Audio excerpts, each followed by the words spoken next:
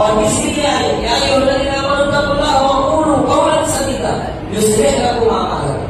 جس آیت کو نبی پاک صلی اللہ علیہ وسلم ہر خطبے میں پڑھتے تھے، جس آیت کریمہ کو نبی پاک صلی اللہ علیہ وسلم ہر واعظ و نصیحت کے آغاز اور ابتدا سے پہلے پڑھتے تھے، اس کا مطلب یہ ہے کہ وہ آیت کریمہ بہت اہم ہے.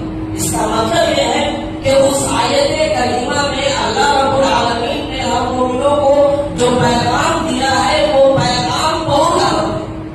آج کے اس خطبہ جمعہ میں اسی آیت کریمہ میں رب کائنات نے ہمیں جو پیغام دیا ہے وہ پیغام ہم آپ کے سامنے پہنچانے کی کوشش کریں. اللہ فرماتا ہے یا ایھا الذین آمنوا اتقوا اللہ وقولوا قولا سدیدا.